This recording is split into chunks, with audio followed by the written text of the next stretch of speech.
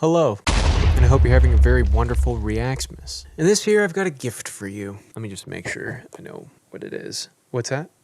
Got it. This year I'm actually gifting you the best and worst tattoo TikToks that I could find since last week. So without any further ado, let's dive into the madness. FBI, open up! What are my cats doing? We're actually starting at my shop to do nerve blocks. So the doctors come in, they ultrasound your leg, your arm, whatever, find the nerve, block you. For how long does it last? My client tucked his arm in his pocket when he left the shop. Are you serious? Yeah. We did the nerve block at noon, and he started to gain feeling back at 1 a.m. So that's Holy sh**. Whoa. Yeah. So that's new and innovative. I so much prefer that to that idea of anesthesia or anything, because then your clients can still get the beautiful connecting experience of being there and getting the tattoo. First of all, this is insane and unnecessary. People have been getting tattooed for thousands of years. We don't need to be doing this. We're adding so much more risk to the process by doing shit like this. Second of all, my problem with anesthesia isn't that you miss out on connecting with your tattoo artist. That's the stupidest fucking thing I've ever heard. When people get anesthesia tattoos, they're getting tattooed by like 7 artists at the same time. That's not a pleasurable conversation experience. Just laying on the bed, just 7 tattoo machines going at once. People, you got armpits in your face. That's not a sacred experience. So that's not the problem with anesthesia. The problem with anesthesia is that it's fucking dangerous and risky and not worth it because you're just getting a tattoo, which you could get without the anesthesia perfectly fine. Second of all, this is the same shit as anesthesia. It's some gimmicky bullshit that is completely unnecessary to the process and is just exponentially increasing the danger that you are exposed to. Getting tattooed is already gross and dangerous, right? We don't need to make it worse. And real quick, just because I'm not a doctor, I'll just do a 6 seconds of research here. Let's see. Nerve block risks include common temporary issues like bruising or soreness at the injection site, which seems like a bad idea if you're going to get tattooed there, but also more serious, though rare, complications such as infection, bleeding, nerve damage, temporary or permanent. It could be permanent. Imagine getting permanent nerve damage on your leg because you went in for a nerve blocking tattoo from DJ whoever, and you just can't walk anymore. And so you're getting carted around. Then one of your buddies sees you like, hey, what happened to you? You were fine last week. Did you get in a car accident? No, I didn't get in a car accident, but I got this fucking sick dragon on my leg now. Is it worth it? I don't think so. Let's continue, shall we? Middle school me would be screaming. Oh, I'd be screaming if this was happening to me too. I hope this isn't real. We're not actually going to get this tattooed, right? I got a feeling this one's going to be real. Let's see. Yep, they did it. Nice. Wow. I had to cut the session short, otherwise it would have been too much for my body, but this is as far as we got. It looks fucking awful. Such a stupid idea. You know, if there's one thing about middle schoolers, it's that they're not good tattoo artists, right? Typically, when I get a tattoo, I track down what I would like to call a good tattoo artist. Someone who's doing good work and is a tattoo artist.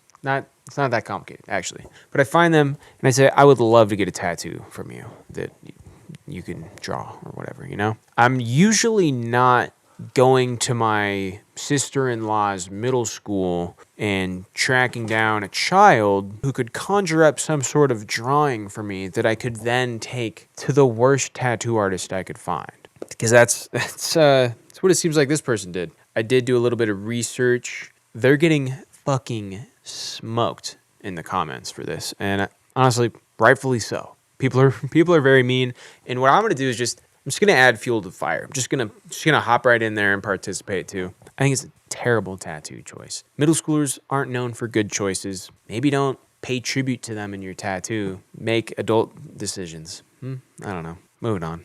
I do think that we need a little bit of a palate cleanser though, so we're gonna check out something good. No way, dude. I can't even believe how sick this looks. This is some of the best color work I feel like I've ever seen. And a whole bodysuit, no less. It looks so fucking sick. There's just so much to look at. You can look anywhere on this person's body and you're looking at some of the best tattooing I feel like I've seen in a long time. Also, it's kind of making me realize that I feel like I haven't seen a full color bodysuit in a long time. I feel like every time I see somebody who has coverage like this, it's black. It's like full blackout. Maybe there's some sort of like, I don't know, geometric pattern in there or something, or some tribal situation, maybe like some ornamental stuff, but it's just black work at the end of the day. It's black ink. And it kind of makes me feel like color, like large scale color work. I'm going to say it, dude. Low key underrated. That's how I'm feeling about it right now. I'm not the biggest fan of color myself. Like I have one color tattoo and I'm not going to get any more. But dude, this shit looks fucking cool. I like it. Let's continue. Leopard spots on the eye. This is one of the most uncomfortable tattoos I feel like I've ever seen. It just there's something unsettling about looking at this. And maybe it's for the best that it's on this person's eyelid, because then they can just open their eyes just at all times. Like if you end up regretting an eyelid tattoo, it's easy. Just, oh no, I love all my tattoos. No, they're all sick. Yeah, no regrets here. Not today.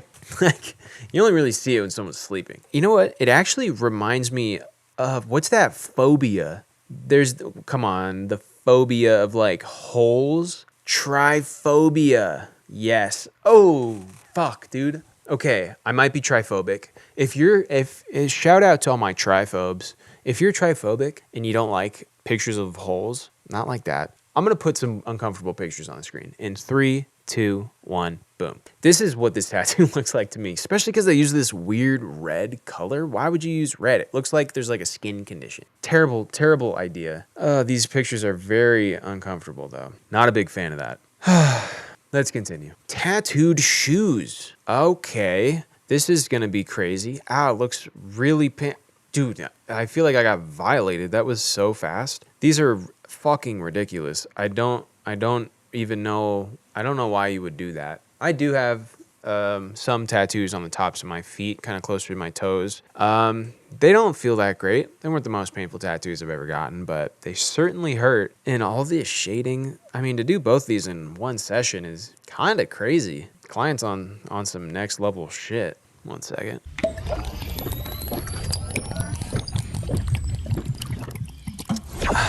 That's better. This is ridiculous though. I don't know why you would want that. Like literally the only thing I can think of is when establishments have some fucking sign up that's like, no shirt, no shoes, no service. And what? Now you can not wear shoes when you go to a place like this, and they'll be like, dude, put some fucking shoes on. And you're like, actually, I have shoes on. Actually, sir, excuse me, waiter, I'd like for you to get your manager, because I, in fact, do have shoes on. Is that, like, what else is the point? I don't know why else you would get this. Imagine if you invited a friend over to where you live, and they're like, oh, you want me to take my shoes off? You're like, yeah, sure, go for it. And they take their shoe off and reveal a second pair of shoes? Crazy choices. I have no idea why you would want to do that, but shit, it looks terrible, too. Moving on. Palm tattoos. Oh my God, we're fucking hand poking this. This looks excruciating. I've never gotten a hand poke like this, like a professional hand poke. I've gotten some unprofessional ones, we'll say. This looks fucking painful though. I don't know why you would opt in to the hand poke opposed to a machine. I do remember thinking this person explained this post a little bit. Let me find it. Yeah, okay. Here's what they said. In some areas known as quote unquote tricky spots, palm, fingers, feet, neck, face, they're where the skin is thicker, thinner, or constantly moving, and that makes them harder to tattoo and to heal. Sounds like facts to me. I'm buying in. I believe that. That's where hand poke really shines. I don't know about that, really. 1, less pain. Even for the most sensitive or tough areas, is it less pain? I mean, it's longer though. It takes more time. So I don't know. There's a trade-off there, I guess. 2, manual control. Every poke is adjusted to your skin's texture and pressure tolerance. Maybe, I guess. Could be. 3, quicker healing. No vibration, less trauma, softer recovery. Again, I haven't had this done to me, so I can't really attest to that. What I do know is that this looks fucking gnarly and looks like it would be extremely painful and it would suck to heal. And I do want to say that there are artists who use coil machines who fucking rock at doing palm tattoos. Luke Ashley, one of them. Maybe the GOAT of palm tattoos. So clearly you can get fine results using a machine. Anyways, let's continue. You can still find me in the furniture section at Ross. This can't be real. This is just this is fake. This is fake. I hate fucking fake videos, dude. Just a big waste of time. Just for what? For the views?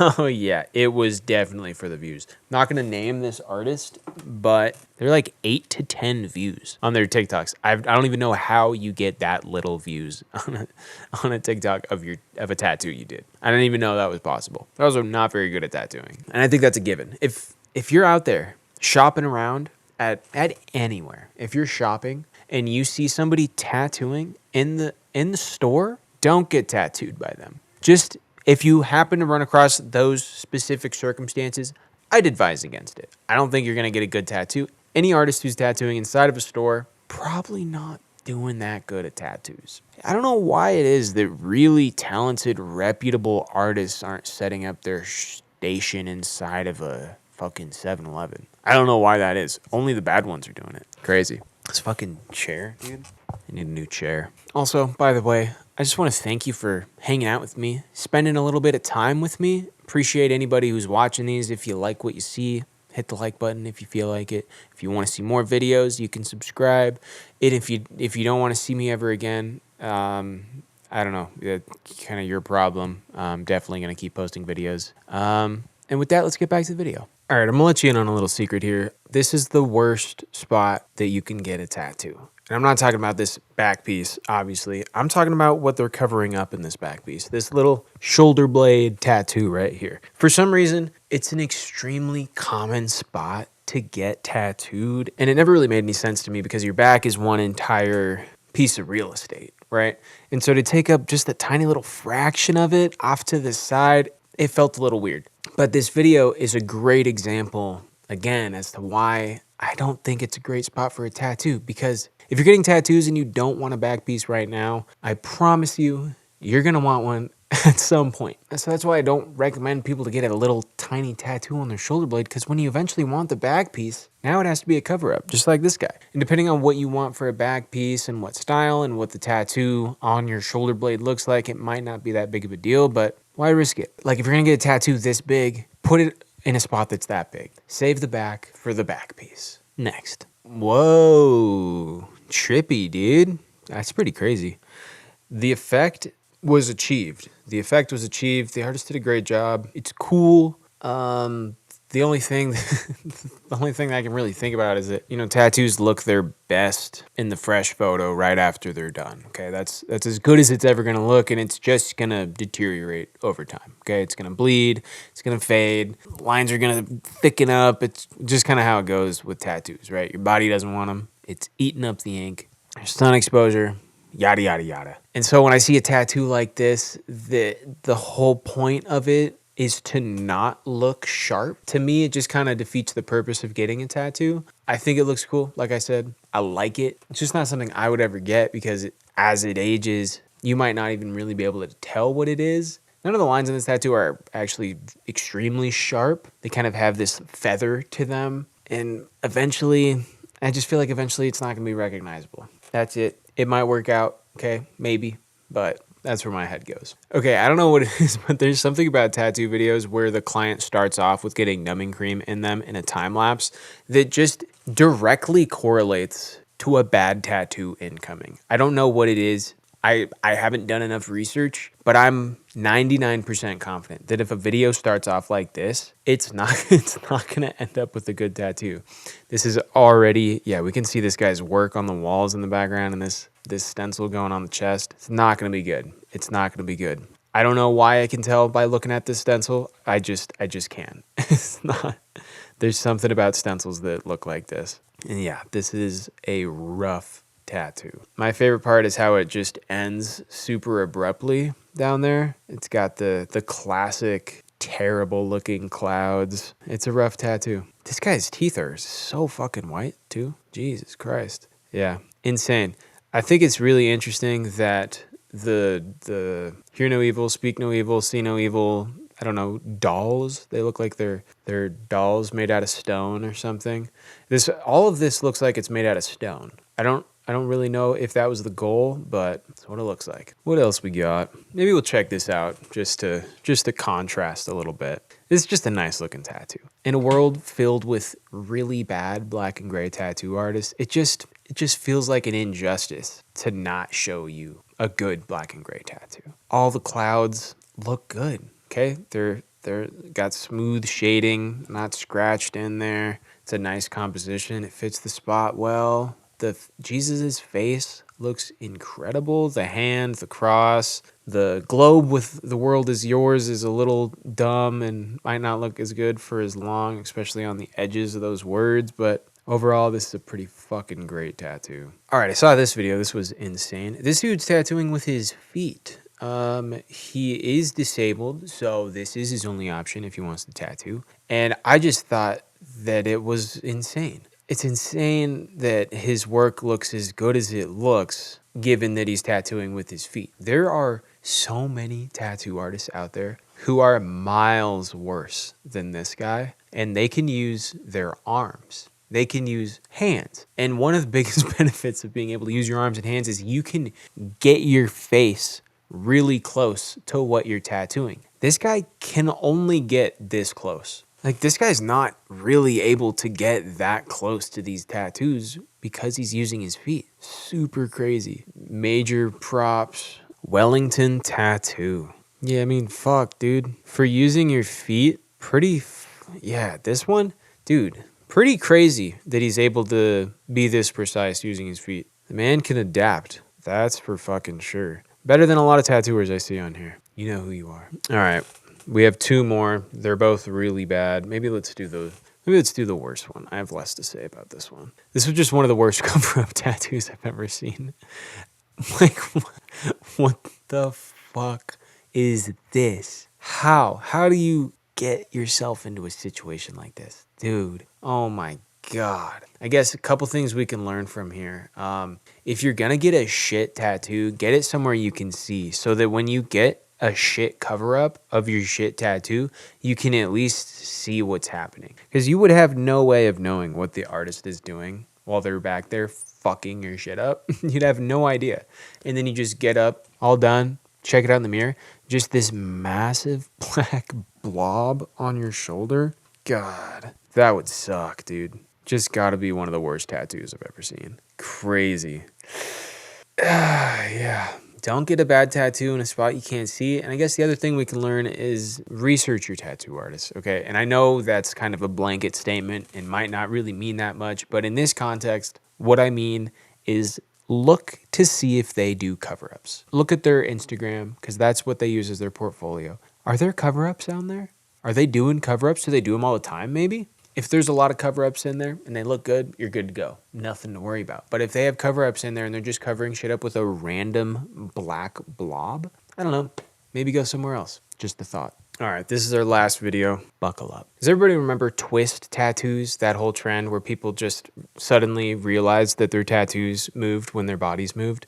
This is actually an example of what I would consider a real twist tattoo. And the reason I say that is because this person is getting the stencil applied while their neck is completely turned, okay? I am not naturally just existing in the world like this. So when I move back to my regular position, that tattoo is not gonna look the same. And given the skin on your neck isn't moving a ton, so it might be okay in this situation. But when you get a tattoo, you should always be standing and as relaxed as possible, because that's how you're existing for most of your time. That's how people experience you. That's how people are going to see you. That's where your tattoo should look how it's supposed to look. And I think it's by design that the artist is showing us the after photo with the client's neck still like this. Like, why wouldn't their neck be like this? Oh, I got an idea. It's because the tattoo doesn't look the same like that. It doesn't look how it was supposed to look. And it should have been stenciled and tattooed to look normal like this. That's my spiel on twist tattoos. And that's also the end of the video. I want to thank each and every one of you for watching. I hope you have a merry holidays, a happy whatever you celebrate. Who cares? If you see some crazy tattoo related shit on the internet, Tag me in it. Let me see that thing. Heck, I might even react to it next time. And until then, peace.